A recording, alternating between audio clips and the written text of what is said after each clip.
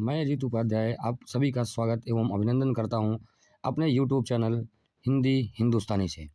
जी हाँ, जैसा कि आपको बेसब्री से इंतज़ार था अपने नए यूट्यूब चैनल पर नए पाठ के साथ, नई ऊर्जा और नए उमंग के साथ। तो अब आज चूँकि पहला दिन है, तो हम सबसे पहले स्टार्ट करेंगे कि हम क्या पढ़ें, हिंदी के सिलेबस में क्या है, एग्ज़ाम के पॉइंट ऑफ व्यू से हमें क्या पढ़ना चाहिए और किस प्रकार से हमारी तैयारी होनी चाहिए, उसके विषय में हम सबसे पहले जानेंगे। तो चलिए देर ना करते हुए हम आपको लिए चलते हैं आपके अपने यूट्यूब चैनल हिंदी हिंदुस्तानी पर। सबसे पहले हम जानेंगे कि हम पठन कौशल कैसे सीखें। कहने का मतलब कि हम जो कुछ भी पढ़ रहे हैं, पढ़ने का हमारा आधार क्या होना चाहिए, चाहे हम क्वेश्चन पेपर को पढ़ रहे हों, चाहे हम अपने पाठ्य से संबंधित पुस्तकों को पढ़ रहे हों, या इनसे भी हटकर कुछ भी चीज़ें। तो जो सीबीएसई चाहती है, जो एनसीईआरटी हमसे चाहती है, उसके अकॉर्डिंग हम सबसे पहले सरसरी निगाह से देखेंगे कि हमें किस प्रकार से अपनी तैयारी को मजबूत करते हुए और किस प्रकार से पठन सामग्री को एकत्रित करते हुए किस प्रकार से हमें पढ़ाई करना है। तो सबसे पहले यदि आप क्वेश्चन पेपर पढ़ रहे हैं या फिर किताब पढ़ रहे हैं, तो उसके लिए सबसे पहले हम क्या करेंगे, लिखा हुआ है देखिए आपके पाठ्यक्रम को मैंने सीधा एनसीईआरटी के वेबसाइट से अपलोड किया हुआ है, एनसीईआरटी के वेबसाइट से लिया हुआ है। तो सबसे पहले क्या करेंगे कि सरसरी दृष्टि से पढ़कर पाठ का केंद्रीय विचार ग्रहण करना। जी हाँ, इसका मतलब ये है कि हम सबसे पहले जो किताब से क्वेश्चन अपलोड हो रहा है, जो किताब से क्वेश्चन आ रहा है, तो हम सबसे पहले उसको क्या करेंगे, सरसरी दृष्टि से किताब के उस क्वेश्चन को पढ़ेंगे जो हमसे पूछा जा रहा है। क्यों? क्योंकि यदि हम क्वेश्चन को गहराई से पढ़ेंगे, तब जाकर के हमें उसका एक अभीष्ट उत्तर मिल पाएगा। एकाग्रचित्त होकर एक अभीष्ट गति के साथ मौन पठन करना। एकाग्रचित्त होकर एक अभीष्ट गति के साथ मौन पठन करना। मौन पठन करने का मतलब है कि हम बहुत शालीनता से उस पाठ को पढ़ें, उस दिए गए पेपर को हम बहुत आहिस्ता से पढ़ें, देखें, समझें, विचार करें, तब जा कर के उस पर लिखना प्रारंभ करें। ठीक, इसके बाद आता है कि भाषा, विचार एवं शैली की सराहना करना। सराहना करने का मतलब है कि हम जिस भाषा में हमें पढ़ना है या जिस भाषा में हम लिख रहे हैं, उस भाषा की शैली क्या है, हम उस पे अपना विचार किस प्रकार से प्रकट करते हैं, इत्यादि। ठीक, फिर आता है कि साहित्य के प्रति अभिरुचि का विकास करना। देखिए, अब चूँकि हम हिंदी साहित्य पढ़ रहे हैं, इसलिए यदि हमें साहित्य के प्रति हमारी अभिरुचि नहीं रहेगी, साहित्य के प्रति हमारा जज़्बा नहीं रहेगा, तो हम हिंदी पढ़ने में हमें कुछ भी आनंद नहीं मिल पाएगा। ठीक, इसके बाद संदर्भ के अनुसार शब्दों के अर्थ एवं भेदों की पहचान करना। कहने का मतलब जो भी हमसे क्वेश्चन पुट अप किया जा रहा है, हम उसको देखें, उनके शब्दों को पढ़ें, अर्थों को समझें, उसके बाद अपना उत्तर प्रदान करें। ठीक, इसके बाद सक्रिय व्यवहारोपयोगी शब्द भंडार की वृद्धि करना। हमें जो भी पाठ्यक्रम में हमारा शब्द लिया गया है, वोकैबुलरी दी गई है, शब्दों का भंडार दिया गया है, हम उसको पहले जानेंगे, समझेंगे। ठीक, अब इसके बाद सबसे पहले अब आइए हम देखते हैं कि लेखन कौशल क्या होना चाहिए। मतलब हमें किस प्रकार से अपनी कॉपी को लिखना है, किस प्रकार की से अपनी कॉपी को बहुत अच्छे तरीके से स्ट्रेटजिकल हम कितना अच्छा सजा दें कॉपी को, और कितने बढ़िया तरीके से अपने विषय को, अपनी लेखन शैली को कितने अच्छे तरीके से रिप्रेजेंट करें, ताकि एग्जामिनर विवश हो जाए हमें नंबर देने के लिए। तो सबसे पहले देखिए, लिपि के मान्य रूप का ही व्यवहार करना। कहने का मतलब जो लिपि हमें दी गई है, देवनागरी लिपि का हम प्रयोग कर रहे हैं, और उसी लिपि के अनुसार हमें शुद्ध एवं स्पष्ट रूप से लिखना है। ठीक, इसके बाद विराम चिन्हों का प्रयोग करना। विराम चिन्हों का प्रयोग करने का मतलब है कि हमें यह देखना है कि कहाँ पर अल्प विराम आ रहा है, कहाँ पर पूर्ण विराम आ रहा है, कहाँ पर हमें डबल इन्वर्टेड कामा में किसको लिखना है, सिंगल इन्वर्टेड कॉमा में किसको लिखना है। ये सारी बातें हमें देखनी पड़ती हैं, क्योंकि अब चूँकि हम हिंदी लिख रहे हैं, हिंदी के स्टूडेंट्स हैं, तो सबसे पहले हमारा जो अक्षर है, जो हमारी लिखने की शैली है, जो लिखने का तरीका है, वो बिल्कुल स्पष्ट, क्लियर, साफ सुथरा होना चाहिए। नहीं तो कभी कभी पता लगता है कि हम अपनी ही भाषा को पढ़ने में सक्षम नहीं हो पाते हैं, पढ़ नहीं पाते हैं। ठीक, इसके बाद उपयुक्त अनुच्छेदों में बांट कर लिखना। देखिए, हम कभी कभी क्या करते हैं, लिखने के दौरान हम लिखते चले जाते हैं, लेकिन हमें पता नहीं चलता है कि हम कितना लिख रहे हैं, कैसे लिख रहे हैं। तो उन पैराग्राफ में बांट करके अगर हम अपने उत्तर को लिख रहे हैं तो हमारे उत्तर की कॉपी बहुत ही सुडौल एवं अच्छी सुसंगठित दिखाई देगी। ठीक, अब इसके बाद हम आते हैं प्रार्थना पत्र, निमंत्रण पत्र, बधाई पत्र, संवेदना पत्र, ईमेल, आदेश पत्र, एसएमएस आदि लिखना और विविध प्रपत्रों को भरना। देखिए, आपके सिलेबस में आपने पढ़ा होगा कि बहुत सारे प्रार्थना पत्र, निमंत्रण पत्र, बधाई पत्र, संवेदना पत्र इत्यादि आते हैं, जैसा कि आपके सिलेबस में पढ़ाया जा चुका होगा या पढ़ाया जा रहा होगा। ठीक, तो अभी हम यहाँ चर्चा केवल आपके सिलेबस से कर रहे हैं कि आपके सिलेबस में क्या है और कैसे लिखना चाहिए। ठीक, प्रार्थना पत्र, निमंत्रण पत्र, बधाई पत्र, संवेदना पत्र, इन सबको लिखना है। इसके बाद देखी हुई घटनाओं का वर्णन करना और उन पर अपनी प्रतिक्रिया करना, ये आपके सिलेबस में नहीं है, हम इसको नहीं पढ़ेंगे। विविध स्रोतों से आवश्यक सामग्री एकत्र कर अभीष्ट विषय पर निबंध लिखना और अनुच्छेद लिखना, ये दोनों एक समान है। अब निबंध की परिभाषा, निबंध की आकृति थोड़ी सी बड़ी हो सकती है, लेकिन यहाँ पर हम इसको निबंध को एक अनुच्छेद लेखन ही मान सकते हैं और अनुच्छेद के आधार पर ही हम अपना लेखन कार्य करेंगे। ठीक, फिर इसके बाद देखिए लिखा हुआ है लिखने में सृजनात्मकता लाना। सृजनात्मकता का मतलब होता है कि हम कितने सटीक, सुडौल और सुसंगठित अक्षरों में शब्दों का चयन करके, वाक्यों का निर्माण करके हम अपनी उत्तर कॉपी को अच्छे से लिख सकते हैं, भर सकते हैं। फिर इसके बाद है अनावश्यक काट छांट से बचते हुए सुपाठ्य लेखन कार्य करना। ध्यान दीजिएगा कि जो हम कॉपी में आंसर लिखते समय अगर हम अनावश्यक कुछ शब्द हैं, कुछ वाक्य हैं, उनको हम पहले लिख देते हैं या हमसे गलती से लिखा जाता है, तो ध्यान ये देना है कि जितना कम से कम हो सके आप अपनी कॉपी में काट छांट से बचिए। यानी देखिए, जैसे हम ही आप हैं, अगर हमारे शरीर में चेहरे पर कोई घाव हुआ रहता है, दुनिया भर के कटे फिटे रहते हैं, तो हम क्या करते हैं कि हमारा चेहरा अपना अच्छा नहीं लगता है।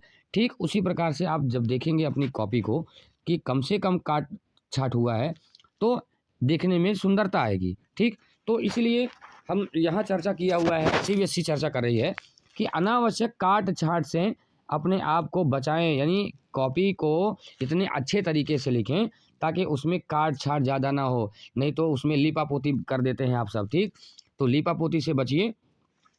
रटे रटाए वाक्यों के स्थान पर अभिव्यक्तिपरक स्थिति आधारित उच्च चिंतन क्षमता वाले प्रश्नों पर सहजता से अपने मौलिक विचार करना। Point to be noted my Lord. यानी आप देखिए, जो हम इंटरनेट से ज्ञान मिलता है, जो हम ज़बरदस्ती का अपनी कॉपी में लिख देते हैं, यानी बहकाते हैं, तो बहकाना नहीं है। क्या करना है कि रटे रटाए वाक्यों के स्थान पर हमें अपनी अभिव्यक्ति देनी है। अभिव्यक्ति कहने का मतलब है कि जो उस पाठ्यक्रम से, उस पाठ से संबंधित बातें हैं, उसी को लिखना है, स्थिति पर आधारित उच्च चिंतन क्षमता वाले प्रश्नों पर। यानी कि आप उस प्रश्न पर आप गहनता से विचार करिए, समझिए, स्थिति को समझिए, अपनी अभिव्यक्ति दीजिए, तब बहकाइए नहीं। अगर ज़्यादा बहकाएंगे तो आपसे जो आपका जो कॉपी चेक कर रहा है वो मामूली आदमी थोड़ी बैठा है, वो तो एग्जामिनर बैठा है, वो आपसे ज़्यादा पढ़ा लिखा हुआ है भैया।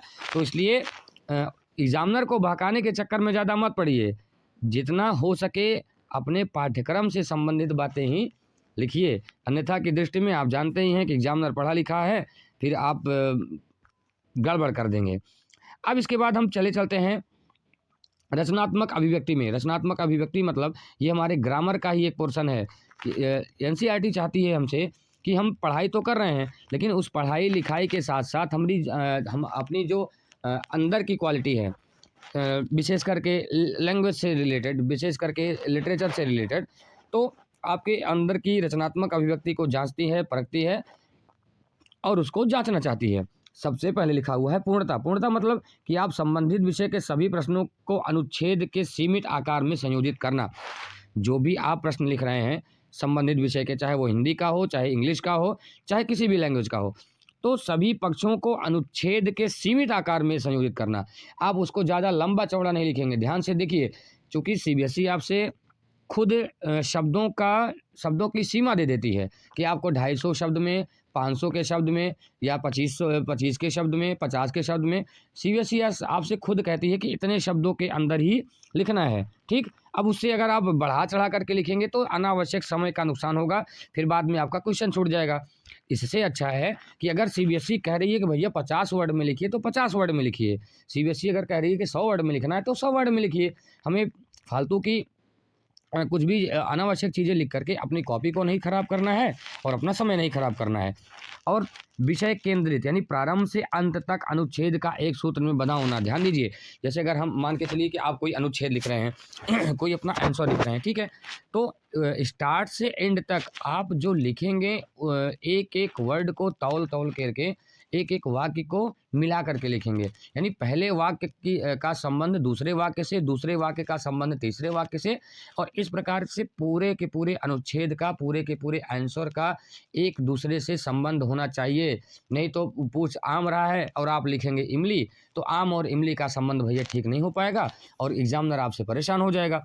इसलिए जो भी लिखिए प्रारंभ से अंत तक अनुच्छेदों को एक सूत्र में बांध करके लिखिए, अन्यथा आपका आंसर गड़बड़ हो सकता है। ठीक, अब इसके बाद चलिए बढ़ते हैं समसामयिकता की ओर, सामासिकता की ओर। सामासिकता का मतलब होता है, देखिए सीधा सीधा लिख रहा है ना कि अनावश्यक विस्तार ना देकर सीमित शब्दों में यथासंभव विषय से संबंध पूरी बात कहने का प्रयास करना। एकदम बिल्कुल एक्यूरेट सीबीएसई आपसे कह रही है भैया कि अनावश्यक विस्तार मत दीजिए, सीमित शब्द लिखिए और उस सीमित शब्द में यथासंभव विषय से संबंध पूरी बात कहिए। आला बाला लिखेंगे तो फिर वो मकड़ी का जाला बना देगा, फिर उसके बाद आप जो है परेशान हो जाएंगे और चिल्लाते हुए घर आएंगे कि सर मैंने तो बहुत लिखा, मैंने तो ऐसा कर दिया, मैंने तो वो कर दिया, मैंने ये कर दिया, और उसके बाद पता लगेगा कि आप जो लिख आपकी कॉपी में लिख कर के आया था वो सब ऐसे ही था। इसलिए सीबीएसई साफ सुथरा आपसे कहती है कि सामासिकता यानी समासिकता का मतलब होता है कि ज़्यादा से ज़्यादा भावनाओं को कम से कम वर्ड में लिखना। समास का मतलब होता है कि अत्यधिक विस्तार नहीं देना। ठीक, अब इसके बाद आप अगले पोर्शन में चलिए पत्र लेखन में। यानी अब हम पहुंचेंगे कि सीबीएसई का अगला पड़ाव क्या है जो हिंदी लिटरेचर के लिए पूछा जाता है। अगला पड़ाव है भैया पत्र लेखन, लेटर राइटिंग। आपको पता होगा कि आपने दो प्रकार के पत्र पढ़े हुए हैं, एक पढ़ा हुआ है आपने अनौपचारिक पत्र और दूसरा आपने पढ़ा हुआ है औपचारिक पत्र। अनौपचारिक पत्र में आपको पता है कि जैसे किसी से संबंधी अपने संबंधियों को, खास संबंधियों को, जैसे बर्थडे पर, किसी अच्छे अवसर पर, शादी में, विवाह में बधाई पत्र, ये सब लिखा जाता है अनौपचारिक में, और इसमें हमें किसी न किसी से हमारा संबंध रहता है। ठीक, और औपचारिक में क्या होता है कि दैनिक जीवन की विभिन्न स्थितियों में कार्य, व्यापार, संवाद, परामर्श, अनुरोध तथा सुझाव के लिए प्रभावी एवं स्पष्ट संप्रेषण का विकास क्षमता करना। यानी हमारा आपका जिस व्यक्ति से संबंध नहीं है, जैसे किसी कार्यालय में, किसी व्यापार के लिए, अपने बिजनेस के लिए किसी से अनुरोध करना, किसी को सुझाव देना, इस प्रकार से जो हम पत्र लिखते हैं उसको कहा जाता है औपचारिक पत्र। और औपचारिक पत्रों के माध्यम से हम अपने पत्राचार का व्यापार करते हैं। और सीबीएसई हमसे चाहती है कि हम पत्र लेखन को पढ़ें, कि ताकि हम अगर कभी भविष्य में कोई अच्छे ऑफिसर हो जाएं, किसी अच्छी कुर्सी पर बैठें, तो भैया एटलीस्ट हमें पत्र लेखन आता रहे। देखिए पत्र लेखन में और हमारे जो हम लोग व्हाट्सएप करते हैं ना, एसएमएस लेखन में बहुत अंतर होता है। ठीक, तो एसएमएस लेखन और पत्र लेखन बहुत अंतर होता है। आप जब किसी ऑफिसर को पत्र लिखेंगे, जब किसी अपने से बड़े ओहदे पर स्थित किसी अधिकारी को पत्र लिखेंगे, तो आपके लिखने का तरीका, आपके लिखने की शैली, आपके लिखने का भाव, विचार, शब्दावली बिल्कुल सटीक होनी चाहिए। ठीक, क्यों? क्योंकि सीबीएसई आपसे अगले पैटर्न में कह रहा है, देखिए भैया आप जो है जब भी कोई पत्र पत्रिका लिखें, जब भी अपनी बातों को एक दूसरे से कहें, तो आपके भाषा में और उस बोलचाल की शैली में उपयुक्त सटीक शब्दों का प्रयोग होना चाहिए। ध्यान दीजिए, भाषा शैली, उपयुक्त सटीक शब्दों का प्रयोग, सीधे साधे ढंग से विषय की स्पष्ट और प्रत्यक्ष प्रस्तुति। आला बाला नहीं करना है कि जो आपको वर्ड नहीं आ रहा है आप उसको भी अनावश्यक लिख दीजिए। कभी कभी होता है कि आप अपना ज्ञान, ब्रह्मांड का ज्ञान, अंतर्राष्ट्रीय ज्ञान लेकर के आ जाते हैं, और अंतर्राष्ट्रीय ज्ञान नहीं लेना है। अंतर्राष्ट्रीय ज्ञान के स्थान पर आप अपनी भाषा का उपयोग करिए, प्रयोग करिए। अब इसके बाद सीबीएसई का अगला पैटर्न है जो आपके सिलेबस में आता है, वो है विज्ञापन लेखन। ध्यान दीजिएगा, अभी हम चर्चा सीबीएसई के विषय वस्तु पर कर रहे हैं, सीबीएसई के सिलेबस पे कर रहे हैं। अगर अभी क्लास 10th के बाद क्लास 12th का, फिर उसके बाद क्लास 9th का, फिर क्लास 11th का हम खंडवार सिलेबस पर बात करेंगे, चाहे वह यूपी बोर्ड का हो, चाहे वह सीबीएसई बोर्ड का हो, चाहे वह आईसीएसई बोर्ड का हो। हम अलग अलग वीडियोस के माध्यम से, अलग अलग पैटर्न्स के माध्यम से हम देखेंगे कि हमारे सिलेबस में क्या है, हमसे किस प्रकार से क्वेश्चन पूछा जा रहा है, और हम किस प्रकार से उन क्वेश्चन के आंसर को दे सकते हैं। तो फिलहाल अभी हम बात कर रहे हैं केवल सीबीएसई के पैटर्न में क्या है, सीबीएसई के सिलेबस में क्या है, सीबीएसई हमसे क्या पूछना चाहती है, क्या जानना चाहती है। और इसके बाद हम अलग अलग स्टेट वाइज बोर्डों का या आईसीएसई बोर्ड का अलग से हम गहन अध्ययन करेंगे।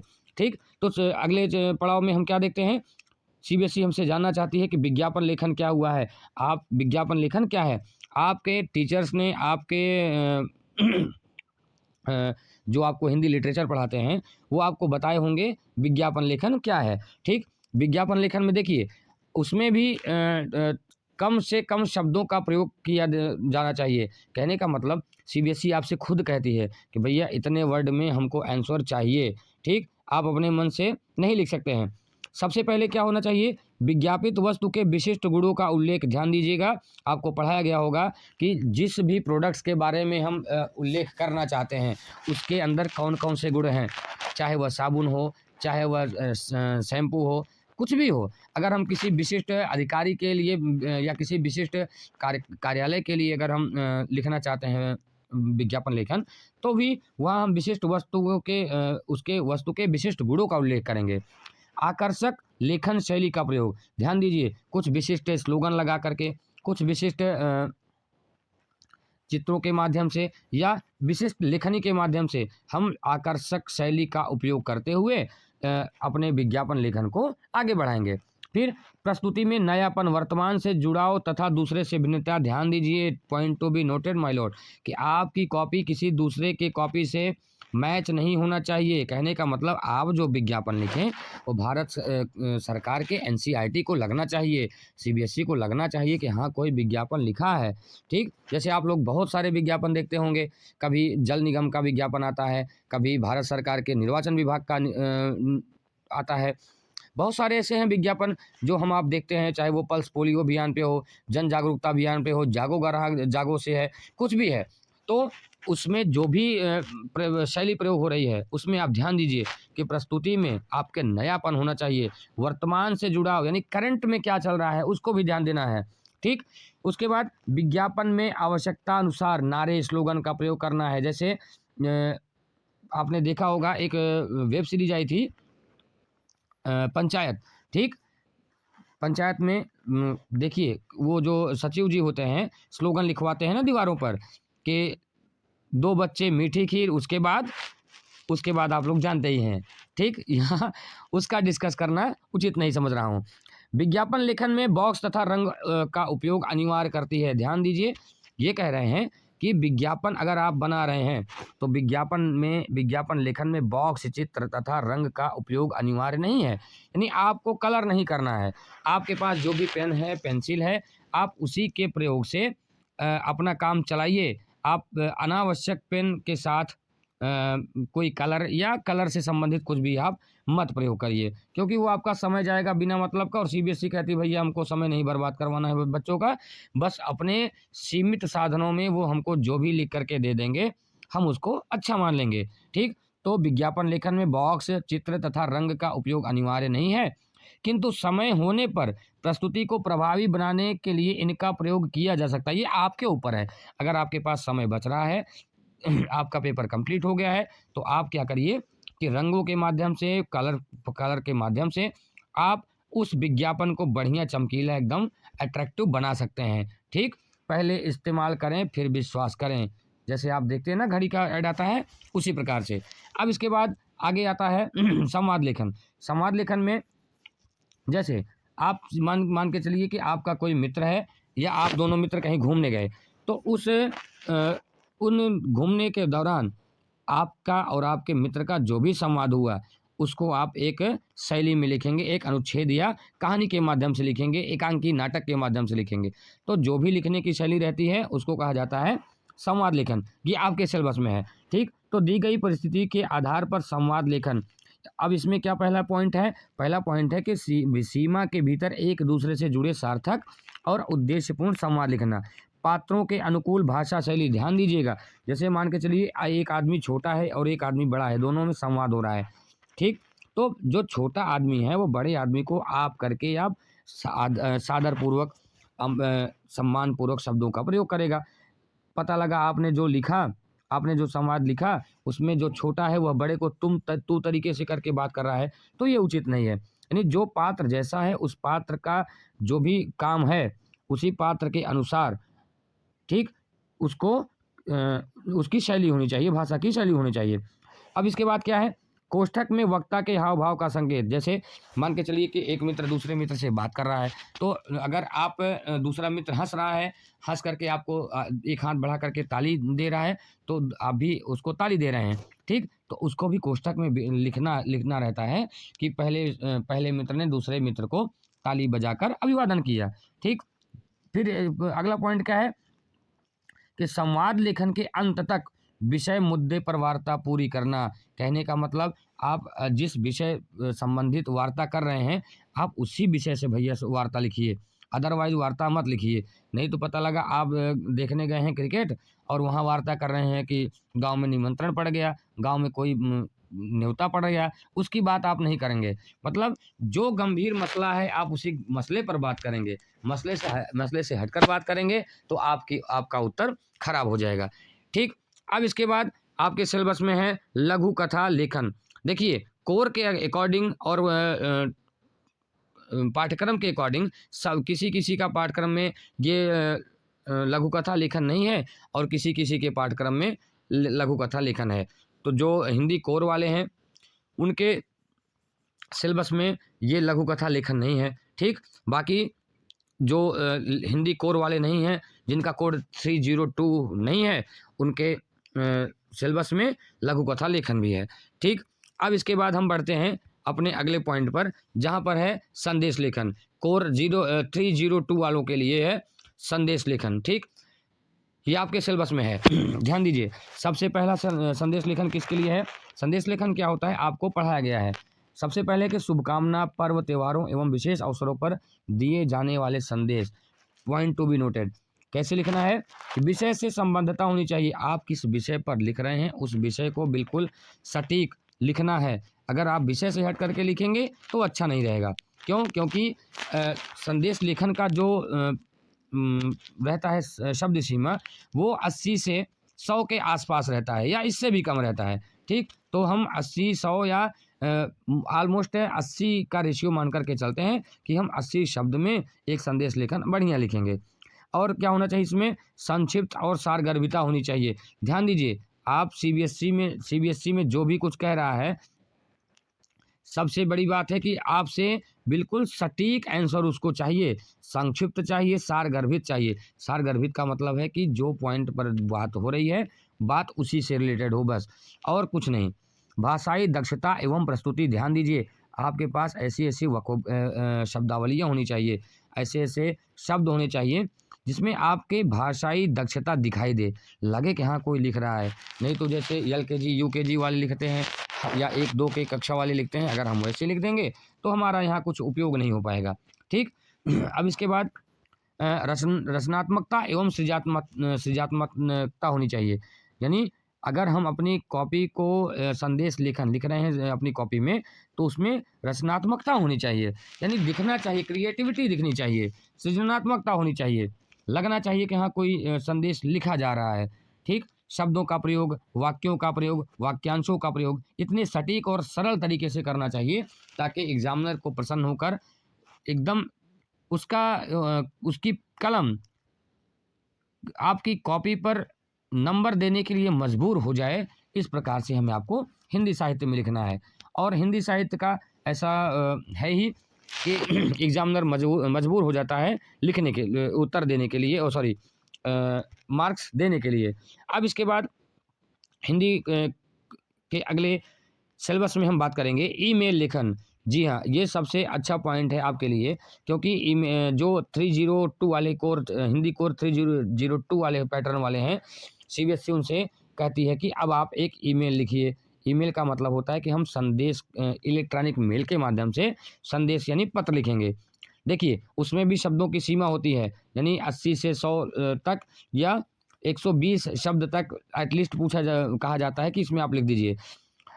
अब ईमेल लिखने में क्या होना चाहिए कि बोधगम्य भाषा। बोधगम्य का मतलब होता है कि जो हमें आपको समझ में आए, एग्जामिनर को समझ में आए उससे। और इसमें भी आपकी क्रिएटिविटी होनी चाहिए, मतलब सृजनात्मकता होनी चाहिए। आप जो भी लिखें, आपकी लेखनी में, आपकी कलम में दम होना चाहिए कि एग्जामिनर से हम छीन लें, ठीक, नंबर छीन लें।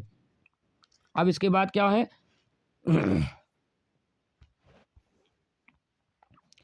चलिए, अब इसके बाद क्या है, विषय से संबद्धता, यानी जिस विषय पर हमें ईमेल लिखना है हम उस विषय को पकड़ के रखें।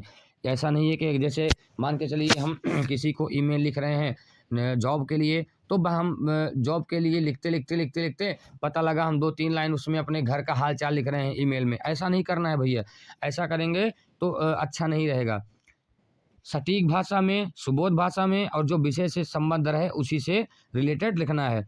संक्षिप्त, स्पष्ट एवं सारगर्भित, बिल्कुल शॉर्ट में लिखना है। शिष्टाचार व औपचारिकताओं का निर्वाह, बिल्कुल सही बात। यानी अगर हम अपने से विशिष्ट किसी व्यक्ति के लिए लिख रहे हैं तो उसमें शिष्टाचार होना चाहिए, जैसे महोदय, महोदया, इस प्रकार के शब्दों का, आदरणीय, प्रार्थनीय, इस प्रकार के शब्दों का प्रयोग हम उसमें करेंगे तो हमारे लिए अच्छा हो जाएगा, ठीक। अब इसके बाद आपके सिलेबस का नया जो टॉपिक है वो है स्ववृत्त लेखन। स्ववृत्त लेखन का मतलब होता है कि रिज्यूम का मतलब होता है कि हम अगर कभी किसी काम करने के लिए, कार्यालय के लिए या कहीं जॉब करने के लिए हम अपना एक बायोडाटा तैयार करते हैं, अपना एक छोटा सा परिचय तैयार करते हैं, और उस परिचय के माध्यम से हम अपनी बात को स्पष्ट रूप से प्रेषित करते हैं। तो अब इसके बाद स्ववृत्त लेखन में भी आप देखिए सबसे पहला पॉइंट लिखा हुआ है कि स्पष्ट, संपूर्ण व व्यवस्थित होना चाहिए। यानी हम नाम कहाँ लिख रहे हैं, हम मोबाइल नंबर कहाँ लिख रहे हैं, हम अपना जन्मदिन कहाँ लिख रहे हैं, पिताजी का नाम कहाँ लिख रहे हैं, माताजी का नाम कहाँ लिख रहे हैं, एड्रेस कहाँ लिख रहे हैं, पूरा का पूरा सिनेरियो, पूरा का पूरा रिज्यूम एकदम बिल्कुल स्पष्ट, सुस्पष्ट होना चाहिए। उसमें क्रमबद्धता होनी चाहिए, क्रम होना चाहिए जो आपके सिलेबस में पढ़ाया जा चुका है, ठीक। जैसे नाम, जन्मतिथि, वर्तमान पता, शैक्षणिक योग्यता, अनुभव, अभिरुचियां, आत्मकथ्य, दूरभाष आदि का उल्लेख, परीक्षा में गोपनीयता का निर्वाह, अपेक्षित point to be noted my Lord. कहने का मतलब है कि आप सब कुछ लिखेंगे तो जरूर, लेकिन यहाँ गोपनीयता बनाए रखिएगा। कहीं आप अपनी कॉपी पर अपना नाम, अपना मोबाइल नंबर, अपना वर्तमान पता, स्पष्ट पता नहीं लिखना है। देखिए होता क्या है कि इन गोपनीयता का ये असर होता है कि कभी कभी कुछ विवादित टिप्पणियाँ या कुछ विवादित अगर हम लिख देते हैं तो हमारे लिए नुकसान हो जाता है, ठीक। और सीबीएसई के पेपर में भी क्या करती है कि वहाँ स्पष्ट रूप से नाम वगैरह दे देती है कि आपका नाम ये है, आप यहाँ से बिलोंग करते हैं, आप अब इस आधार पर एक स्ववृत्त लेखन लिखिए, यहाँ इस जगह पर आपको आवेदन पत्र लिखना है, भेजना है, ठीक। तो ज़्यादा यहाँ झमेला नहीं होता है, आपकी गोपनीयता भी स्पष्ट रूप से छिप जाती है, क्योंकि सबके लिए वही सेम रहता है, इसलिए ज़्यादा दिक्कत यहाँ नहीं होती है, ठीक। अब इसके बाद सूचना लेखन में हम एक देखते हैं कि किस प्रकार से सूचना लिखा जाता है। सूचना का मतलब होता है कि एक व्यक्ति को अपनी बात बताना, एक जगह से दूसरे जगह पर भेजना। और उसमें भी आप देखिए सबसे पहला पॉइंट है सरल एवं बोधगम्य भाषा, स्पष्ट विषय की स्पष्टता, विषय से जुड़ी संपूर्ण जानकारी, औपचारिक शिष्टाचार का निर्वाह। कहने का मतलब अगर आप अपने छोटे के लिए लिख रहे हैं तो भी और अपने बड़े से उम्र के व्यक्ति के लिए लिख रहे हैं तो भी भैया शिष्टाचार का तो उपयोग करना ही पड़ेगा। देखिए अगर आप नियम है कि अगर आप किसी को सम्मान दे रहे हैं तभी आप सम्मान पाने के अधिकारी होंगे, अथवा आपको सम्मान पाने का कोई भी अधिकार नहीं है। Give respect then take respect. तो इसके ये रहा एक सरसरी निगाह से अभी तक का पूरा सफ़र हम जिसमें बात की आप आज के हाई स्कूल के सीबीएसई पैटर्न के हिंदी से। देखिए अब हम जानेंगे कि हिंदी का पाठ्यक्रम क्या है सीबीएसई के आधार पर। विषय कोड है 002, आपकी कॉपी पर आपके एडमिट कार्ड पर लिखा हुआ रहता है विषय कोड, यानी कोर 002, कोर 302 और एक कोर ए, कोर BC ऐसे करके रहता है। तो आपके पाठ्यक्रम में क्या है आप एक बार अपनी किताब में देख लीजिएगा कि आप कौन सा पाठ्यक्रम आप पर लागू किया जा रहा है, यानी कौन सा सिलेबस आपके स्कूल में पढ़ाया जा रहा है। ठीक, तो सबसे पहले इसमें क्या है कि अपठित बोध। अपठित बोध का मतलब होता है अपठित गद्यांश और अपठित पद्यांश।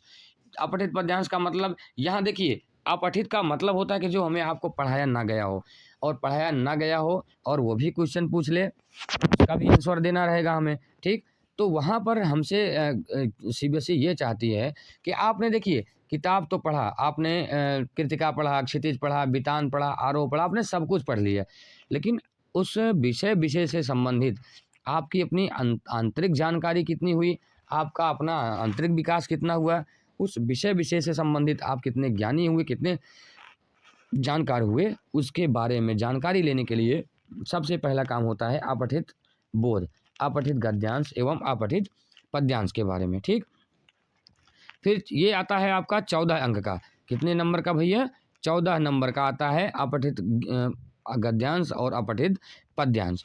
फिर आता है आपका व्यवहारिक व्याकरण। व्याकरण कितने नंबर का आता है, व्याकरण आपका आता है 16 नंबर का। ध्यान दीजिए ये कितने नंबर का आता है, 16 नंबर का, और व्याकरण अपठित बोध आता है 14 नंबर का।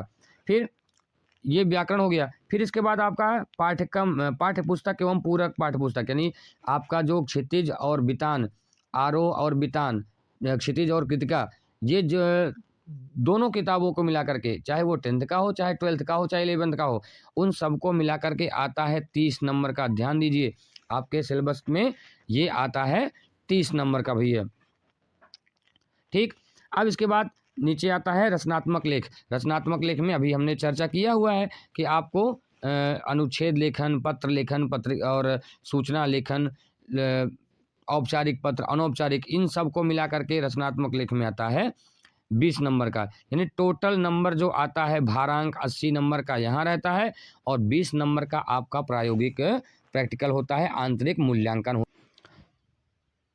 चलिए अब देखिए आपका विस्तृत पेपर, यानी पेपर में किस प्रकार से कितना क्या पूछा जाता है नंबर के अकॉर्डिंग, टोटल डिटेल्स में हम सबसे पहले समझेंगे। देखिए सबसे पहली क्लास में सिलेबस के लिए इसलिए कर रहा हूँ क्योंकि अगर हमें जानकारी ही नहीं रहेगी कि हमने कितना पढ़ा और हमको क्या पढ़ना है, हमें कितना पढ़ना था और कितना पढ़ने से कितना नंबर मिलेगा, तब तक हमारी तैयारी अधूरी रहती है। तो सबसे पहले हम सिलेबस जानेंगे कि सिलेबस में हमें पढ़ना क्या है, लिखना क्या है, कितना लिखना है। पता लगा कि हमने पूरा सिलेबस ख़त्म कर लिया, मास्टर आए पढ़ा करके चले गए, आला बाला कर दिए, बताए ही नहीं कि कितने नंबर का कौन सा क्या रहता है। तो सबसे पहले हम क्या जानेंगे, हम सबसे पहले जानेंगे सिलेबस कि हमें पढ़ना कितना है, पूरी किताब में कौन सा ज़्यादा वेटेज का है, कौन सा कम वेटेज का है, उसी के हिसाब से हम पढ़ेंगे। ठीक, गद्य में क्या आ रहा है, पद्य में क्या आ रहा है, कौन सा क्वेश्चन ट्रेंड में चल रहा है, कौन सा क्वेश्चन ट्रेंड में नहीं चल रहा है, इन सब को देखते हुए हम अपने क्वेश्चन को टैकल करेंगे। हम देखेंगे कि किस में कितना पढ़ना है। ठीक, तो देखिए अब आता है सबसे पहला एक अपठित गद्यांश एवं काव्यांश पर बोध चिंतन, विश्लेषण, सराहना आदि पर बहुविकल्पीय अतिलघुत्तरीय प्रश्न। कहने का मतलब कि हम जो पढ़ रहे हैं अपठित गद्यांश और अपठित पद्यांश, उनके आधार पर हमें प्रश्न कितने आते हैं। एक अपठित गद्यांश लगभग 250 शब्दों का, इसके आधार पर एक अंकीय 3 बहुविकल्पीय प्रश्न, यानी 1 गुणे में 3 अतिलघुत्तरीय बहुविकल्पीय प्रश्न पूछे जाते हैं 7 नंबर के। फिर अपठित काव्यांश, देखिए ये गद्यांश का है, ये काव्यांश का है, यानी पहला अ है गद्यांश का, और दूसरा ब है पद्यांश का। ठीक, और दोनों कितने नंबर के हैं? 7-7 नंबर के। तो भैया टोटल मिलाकर के कितने अंक हो गए? 14 नंबर का। यानी एक अपठित गद्यांश और अपठित पद्यांश दोनों मिलाकर के 14 नंबर का आता है। 7 नंबर का गद्यांश और 7 नंबर का पद्यांश, जिसमें बहुविकल्पी 3 नंबर के और आपसे लघुत्तरी और लघुत्तरात्मक प्रश्न पूछे जाते हैं 4 नंबर के। 4 और 3 दोनों मिलाकर के हो गए 7। वैसे यहाँ भी बहुविकल्पी प्रश्न 3 नंबर के और लघुत्तरी और अति लघुत्तरी प्रश्न 4 नंबर के, दोनों मिलाकर के कितने हो गए? 7 नंबर। ध्यान दीजिए, यही छोटी छोटी बातें हैं जो हम भूल जाते हैं और समझ में नहीं आता। होता क्या है कि जैसे अगर मान के चलिए आप कोई गद्यांश पढ़ रहे हैं, कोई पद्यांश पढ़ रहे हैं, तो अगर गद्यांश पद्यांश पढ़ने में अगर आपको लग रहा है कि हाँ मैं ज़्यादा इस अच्छे तरीके से लिख रहा हूँ, तो वहाँ समय नहीं नष्ट करना है। देखिए कह रहा है कि अति लघुत्तरी, मतलब आपको ज़्यादा से ज़्यादा 3 से 4 लाइन में अपना उत्तर खत्म कर देना है। बहुत ज़्यादा उसमें विस्तृत नहीं लिखना है। ठीक, क्योंकि विस्तृत लिखेंगे तो आपका ये समय नष्ट हो जाएगा, फिर बाकी के सारे जो भी बचे रहेंगे वो छूट जाएंगे। तो हमें क्वेश्चन नहीं छोड़ना है, एक भी क्वेश्चन गलती से भी नहीं छोड़ना है। ठीक है, ध्यान दीजिएगा। कॉपी आपकी जितनी फुलफिल रहेगी, जितनी अच्छे तरीके से भरी रहेगी, उतना अच्छा आपको नंबर मिलेगा। और कॉपी लिखने में भैया सीबीएसई का एक स्पष्टता, शुद्धता होनी चाहिए। आप जितना स्पष्ट लिखेंगे, जितना शुद्ध लिखेंगे, वर्तनी का प्रयोग जितना अच्छा करेंगे, मात्रा जितना कम से कम गलत करेंगे, वही आपका नंबर बढ़िया देगा। अब इसके बाद व्याकरण के लिए निर्धारित विषयों पर विषय वस्तु का बोध, भाषिक बिंदु, संरचना आदि पर अति लघुत्तरी और लघुत्तरात्मक प्रश्न, ये कितने नंबर का आता है भैया? ये आता है आपका 16 नंबर का। 16 नंबर में क्या क्या पूछता है? रचना के आधार पर वाक्य, ध्यान दीजिए, वाक्य और वाच्य आप पढ़े होंगे। ठीक, पद परिचय, पद परिचय में संज्ञा, सर्वनाम, क्रिया, विशेषण, अव्यय सब। वाच्य में आपने पढ़ा होगा कर्मवाच्य, भाववाच्य, कर्तृवाच्य। ठीक, रचना के आधार पर आपने पढ़ा होगा कि कौन कौन सा वाक्य है, सरल वाक्य है कि मिश्रित वाक्य है या फिर संयुक्त वाक्य है। ठीक, अर्थ के आधार पर कितने प्रकार के वाक्य होते हैं ये पूछता है, इसको आपको बताना पड़ता है। अब इसी के बाद आते हैं व्याकरण के ही एक नए व्याकरण के नए पोर्शन में, जिसको जिसको है अलंकार से कहते हैं। ठीक, अलंकार में क्या क्या पूछते हैं? अर्थालंकार। ध्यान दीजिएगा, यहाँ अर्थालंकार पूछ रहा है, शब्दालंकार नहीं पूछेगा। आपको पढ़ाया गया है कि अलंकार 2 प्रकार के होते हैं, शब्दालंकार और अर्थालंकार। तो यहाँ हमसे क्या पूछा जाएगा? यहाँ हमसे पूछा जाएगा अर्थालंकार के बारे में। और अगर शब्दालंकार के बारे में पूछ भी लिया तो कोई दिक्कत नहीं, हम आप पढ़े ही हैं कि शब्दालंकार भी 3 प्रकार के हो रहे हैं। एक तो अनुप्रास अलंकार, यमक अलंकार और श्लेष अलंकार। ठीक, उसमें पढ़ाया जा चुका है, आपको आपके टीचर्स ने पढ़ाए होंगे। फिर इसके बाद यहाँ क्या पूछता है? यहाँ पूछ रहा है केवल अर्थालंकार के बारे में कि रूपक क्या है, उपमा क्या है, उत्प्रेक्षा क्या है, अतिशयोक्ति क्या है और मानवीकरण अलंकार क्या होता है। ठीक, ये हो गया 4 नंबर का। अब इसके बाद गद्य खंड। गद्य खंड का मतलब कि आप जो पाठ्य पुस्तक में पढ़े हैं, आपके पाठ्य पुस्तक में जो गद्य वाला भाग होता है वह टोटल नंबर आता है भैया कितने का? 30 नंबर का। Point to be noted. Kshitij भाग 2 से निर्धारित पाठ्यों में से गद्यांश के आधार पर विषय वस्तु का ज्ञान और क्षितिज भाग 2 में से निर्धारित कविताओं के काव्यांश पर एक आधार पर अंकीय 5 प्रश्न पूछे जाते हैं। ध्यान दीजिए, पहले क्या पूछा जाएगा? एक बहुविकल्पी पूछा जाएगा, फिर बहुविकल्पी के बाद 25 से 30 शब्द वाले पूछे जाएंगे और उसके बाद 50 से 60 शब्द वाले पूछे जाएंगे। यानी टोटल ये पूछा जाएगा 11 नंबर का, फिर 5, फिर 6, फिर 11, 5, 6, 8। इस प्रकार से टोटल 30 नंबर का आपका किताब से पूछा जाएगा। कौन सी से? क्षितिज से, क्षितिज भाग 2 से। अब इसके बाद 20 नंबर का क्वेश्चन आपका आता है कृतिका से। आप ध्यान दीजिए, आपने दो आपके पाठ्यक्रम में 2 पुस्तकें हैं, एक तो क्षितिज और दूसरा कृतिका। तो क्षितिज में कितना नंबर का भैया? क्षितिज में आपको पूछा जाएगा 30 नंबर का। क्षितिज में आपसे पूछा जाएगा 30 नंबर का और कृतिका में आपसे पूछा जाएगा 20 नंबर का। ठीक, टोटल नंबर 30 20 मिला करके 50 नंबर हो गए। सॉरी, क्षितिज और कृतिका, माफ करिएगा, क्षितिज और कृतिका दोनों मिला करके 30 नंबर। क्षमा चाहूँगा मैं, क्षितिज और कृतिका भैया दोनों मिला करके 30 नंबर। फिर से क्षितिज और कृतिका दोनों पाठ्य पुस्तक मिला करके आपसे पूछा जाएगा 30 नंबर का, ठीक। और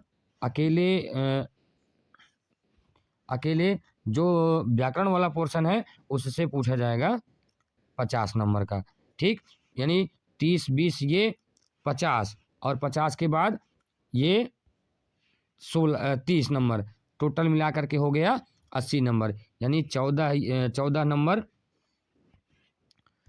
नंबर का अपठित गद्यांश पद्यांश, 16 नंबर का व्यवहारिक व्याकरण, और इसके बाद 30 नंबर का कृतिका और क्षितिज, और 20 नंबर का रचनात्मक लेखन। टोटल मिला करके हमसे कितने नंबर का क्वेश्चन हो रहा है? 80 नंबर का। 80 नंबर का आपके पाठ्यक्रम से पूछा जाएगा और 20 नंबर का आपका इंटरनल एग्जाम, जिसमें आप प्रायोगिक चैप्टर तैयार करते हैं। यानी कुल मिलाकर के आपसे 80 नंबर का वो और 20 नंबर का ये। आंतरिक मूल्यांकन का मतलब कि आपका जो प्रायोगिक कार्यक्रम होता है, जो प्रैक्टिकल में पूछा जाता है, आप देखिए उसमें क्या क्या होता है, आपकी फाइल से या आपके फेयर कॉपी से क्या क्या पूछा जाता है। ध्यान से, आंतरिक मूल्यांकन में क्या क्या होता है?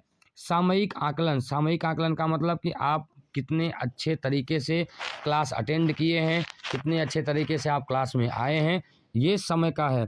फिर बहुविध आकलन, बहुविध का मतलब आपकी एक्टिविटी क्या रही है, सारा कुछ, पोर्टफोलियो भी, ठीक। श्रवण एवं वाचन मतलब आपने कितने अच्छे तरीके से लिखा है, पढ़ाई किया है, आपका क्लास में मेंटेनेंस क्या है, सारा कुछ।